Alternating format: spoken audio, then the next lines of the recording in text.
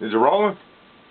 Okay, we're rolling. That's a cover for Homeless Dog. Homeless Dog is the novel, short novel. It's pretty short. It's a novella, really, 135 pages, the ebook.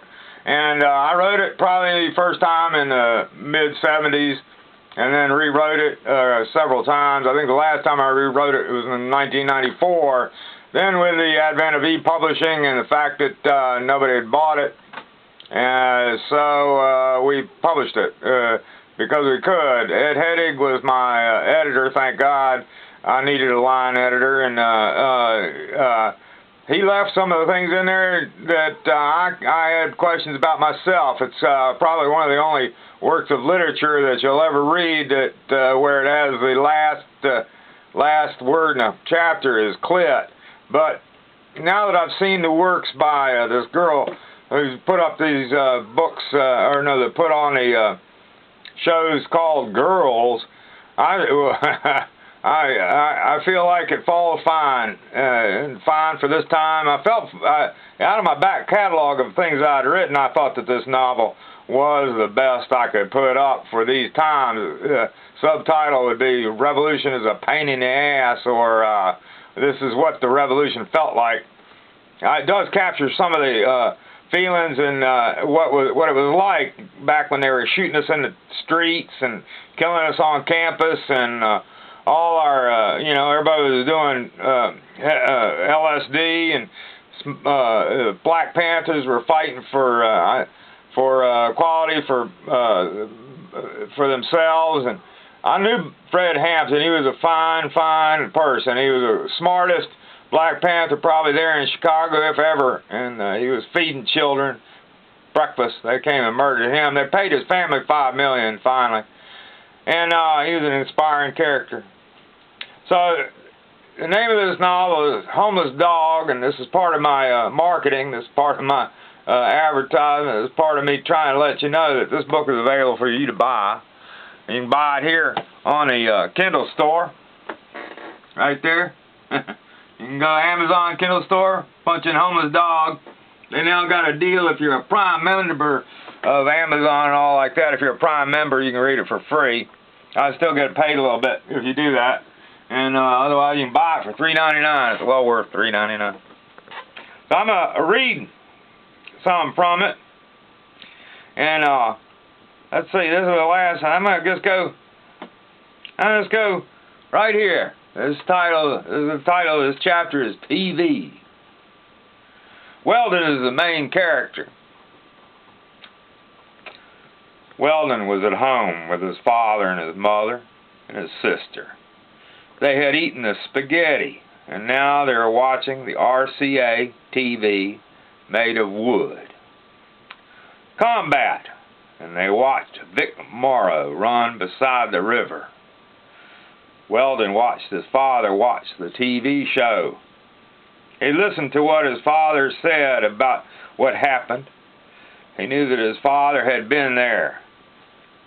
There was a belt taken from the dead soldier as a souvenir. There was the pistol, a Mauser, that his father kept on the top shelf in the closet. When they watched combat, his father would sometimes say things. They booby-trapped the souvenirs so the guys would be blown up trying to take them. You never took a souvenir unless you had just killed the guy or seen him killed if you wanted to live. That when somebody got killed on combat taking a souvenir. They watched Vic Morrow run beside the river. It looked like the same sort of land that they lived on. It didn't look different enough to Weldon. The movies of war in the Pacific made more sense to him because it looked different, with the palm trees and the beaches. Paul was dragged back there watching the RCA TV. His throat was tight, burning. He saw himself running low, crouched over, always crouched over. You couldn't stand up that far, ever, he snorted. And Weldon looked at him thinking this was valuable information that he could use.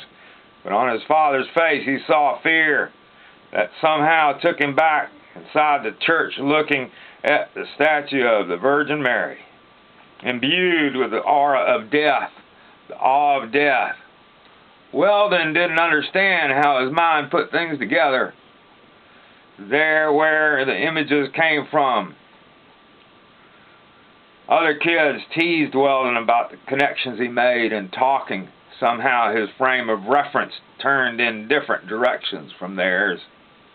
He saw fear on his father's face and remembered the Virgin Mary on a pedestal in a dark, cluttered cathedral in Arkansas. That's the end of that chapter, TV.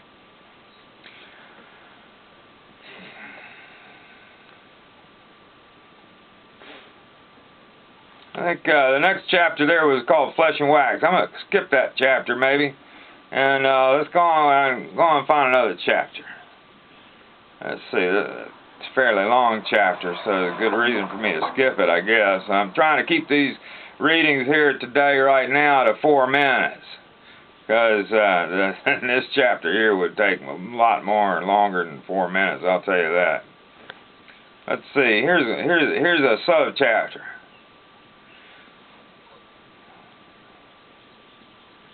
Rushing, tense. Well, this is called Fossils, Shoes, and Rewards. Rushing, tense, in a hurry, uncomfortable, cold, or hot, worried about the world. Concerned about his shoes. He polished his shoes. He anticipated the prize. It was a contest he was in. The teacher had announced that there would be a prize for the students who showed up at school with their shoes polished every day for 6 weeks. Not just polished either, but polished well. She inspected the shoes on his feet every day now. He had collected the tools of shoe polishing, the rags, the toothbrush, the tins of wax, kiwi. He had built a box of wood that contained these items. He saw it in his room. The spray on polish was rejected after he had tried it and left a black stencil of his foot shape on the floor. His mother had screamed at him in horror, watching, scowling till he had finished scrubbing it off. It seemed to him that there was something ridiculous about a concern for his shoes. This polishing of shoes was time-consuming. The teacher said that men were judged by their shoes and their handshakes. The handshake he could understand, but somehow the shoe thing didn't seem right. But then maybe he just didn't want to polish his shoes. And then he knew that they made a big thing of polished boots in the Army. The Army and its doings both fascinated and caused him fear. He believed that whatever flaws his father had as a youth had become permanent in the Army. It was a powerful experience being in the Army, he was certain. It had a lot to do with shoes, too. He could tell. Soldiers in the movies were yelled at over their shoes, their boots. He looked at his feet enough as it was because he walked a lot. He rode his bike many miles, but didn't ride his bike to school because he walked his sister. They just did it that way. She held on to his belt. He walked so fast, and then, too, he had to walk inside the dorms when he delivered the papers there in the college, and he went on hikes and exploring, looking for people from outer space. What he hoped to find exploring was gold. Somebody told him that the holes in the ground were where they found gold. He didn't find any, though. Just old cars parked solitary out in the woods. Instead of gold, he found a fossil, the color of red clay, hard and smooth, the size of a baseball, as heavy as a baseball. Though not round, not really round, but it had rested in his hand as if it were round. It would have been perfect for throwing somehow. The scoop in the top made it right. It was kind of rock it was the kind of rock with the kind of weight you would use to kill a bear. The base release and the scooping over on edge and on the sides were the evidence of life from long ago, not just any identifiable shell shapes, but never imagined insects, combined together in shape and image and conjunction, that he thought he was in outer space already looking at it. He thought he had found something that was a treasure, or something that scientists would marvel at and reward him with a notice in the papers about.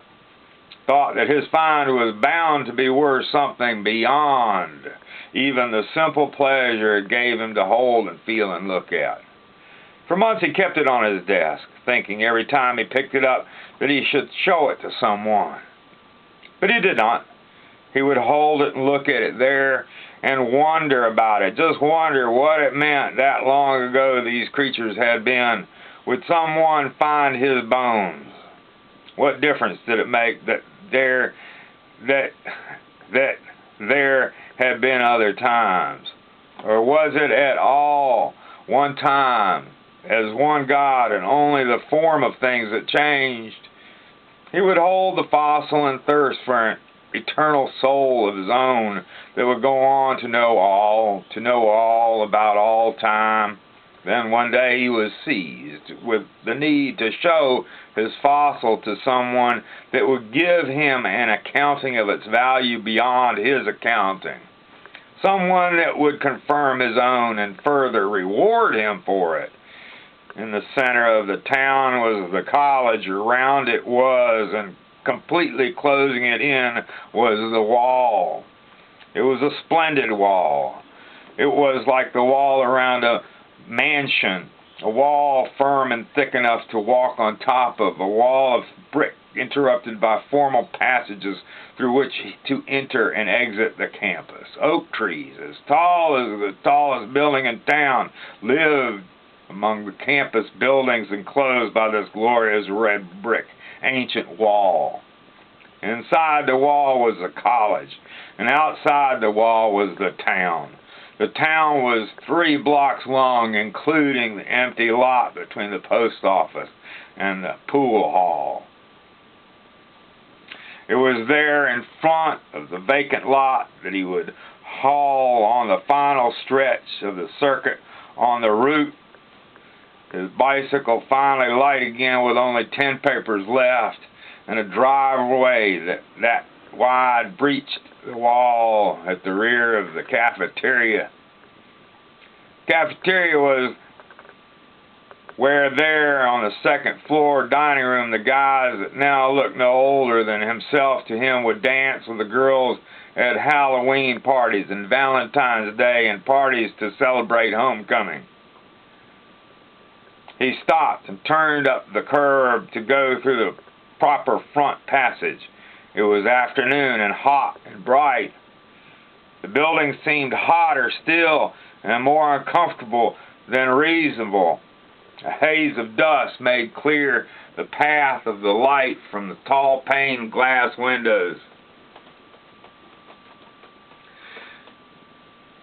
I'm going to stop there. And the way that chapter ends, Weldon finds out that polishing your shoes is a goddamn waste of time, and he doesn't like the reward, and he probably never does anything much about that kind of getting a big star thing ever again. It changes him, and this kind of nasty ass professor insults him over the value of his fossil, and he takes it back with him and thinks more. He thinks he kind of discovers that some old men are just creeps and crabby. And what I do in this book is I kind of show what it's like to live in small town, racist towns in big cities, and as people were changing and times were changing. You know, times were changing. That was a song by Bob Dylan. And Bob Dylan was singing a lot of great songs back then. Anyway, the books, I was reading there from the book, and it gets more stream of consciousness sort of as things get faster. The writing kind of fits the terrors. So What do you think, Nancy? I just think I read enough of the book to give people a good flavor. It's gone over 4 minutes, hasn't it? Absolutely. All right, we're going to call that in as a Taste of Homeless Dog novel by Russell Scott Day. You can buy it on a Kindle store, Amazon Kindle store. And if you write me via Facebook, founder of Transcendia, or Russell Scott Day, and tell me if you're first to 20, give me a snail mail address, and I'll send you a postcard. I'll send you a 5x7 or a postcard cover, so you'll have a piece of paper collector's item cover. That's what you can do. You can read my other writings on transcendia.org about politics or fiction section. I got fiction there. And you can read politics at transcendia.org. Transcendia.wiki. That's where you can get the passport for Transcendia. You need to get one of those. And what else I got going? I got other things going, don't I? I got a bunch of photographs I'm trying to sell all over the house. Founder of Transcendia. Founder of Transcendia is a Facebook page. You can be more interactive. Wikipedia. And founder of Transcendia on YouTube. Oh, no. Transcendian channel on YouTube. I post this. This is going to be posted on Transcendian channel on YouTube. That's good. Thanks a lot.